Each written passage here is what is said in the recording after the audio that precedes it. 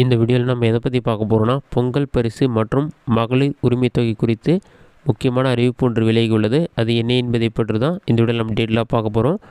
மகளிர் உரிமை திட்டத்தில் பார்த்தீங்கன்னா, உரிமை தொகை 10ஆம் தேதியே 1,15,00,000 மகளிரின் வங்கிக் கணக்குகளுக்கு அனுப்பி வைக்கப்படும் என்று முதலமைச்சர் ஸ்டாலின் அவர்கள் அறிவித்திருக்கும் நிலையில், தமிழக அரசின் பொங்கல் பரிசும் பார்த்தீங்கன்னா பொதுமக்களிடம் மிகுந்த வரவேற்பை பெற்றுள்ளது.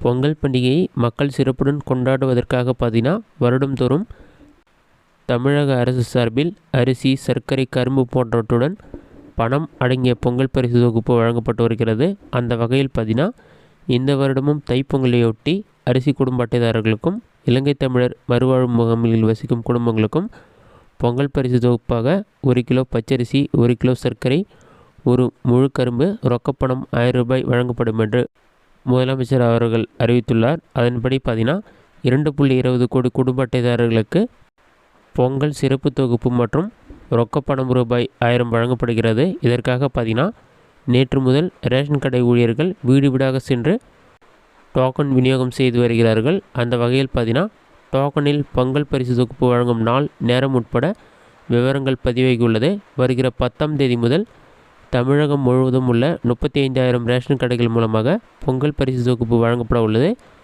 பொங்கல் பரிசு தொகுப்பு மற்றும் ரொக்கப்பணம் ரூபாய் 1000 வழங்குதல் பணியை முதலமைச்சர் மு.க. ஸ்டாலின் அவர்கள் சென்னையில் தொடங்கி வைக்கிறார்.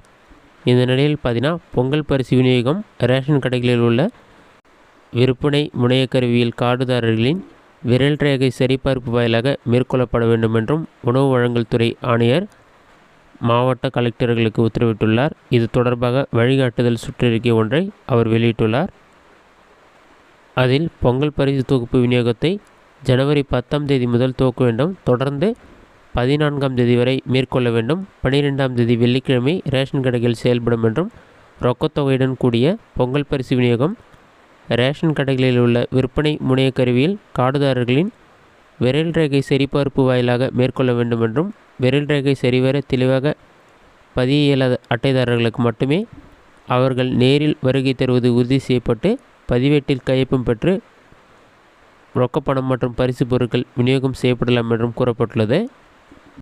இதில் யாருக்கு முன்னுரிமை வழங்கப்படும் பார்த்தீங்கன்னா, ரொக்கத்தொகையுடன் கூடிய பொங்கல் பரிசு தொகுப்பு பெறுவதற்காக வரும் மாற்றுத்திறனாளிகள் மற்றும் முதியவர்களை வரிசையில் நிற்க வைக்காமல் முன்னுரிமை வழங்கப்பட வேண்டும் என்று தெரிவிக்கப்பட்டுள்ளது. முன்னதாக பொங்கல் தொகுப்பு ரொக்கப்பணத்தை பெற வரும் குடும்ப அட்டைதாரர்கள் எந்த சிரமமின்றி பெறும் வகையில் நடவடிக்கை எடுக்கப்பட்டுள்ளது. முக்கியமாக மக்கள் வேலில் நிற்பதை தவிர்க்கும் வகையில் பார்த்தீங்கன்னா பந்தல்கள் உள்ளிட்டவை ரேஷன் கடைகளில் அமைக்கப்பட்டு வருகிறது. இதை தவிர கூட்ட நெரிசலை கட்டுப்படுத்துவதற்கு போலீஸ் பாதுகாப்பு ஏற்பாடு செய்யப்பட்டுள்ளதும் குறிப்பிடத்தக்கது. இதுதான் தற்போது வெளியான முக்கிய அறிவிப்பு. இந்த வீடியோ உங்களுக்கு யூஸ்ஃபுல்லாக நினைக்கிறேன்.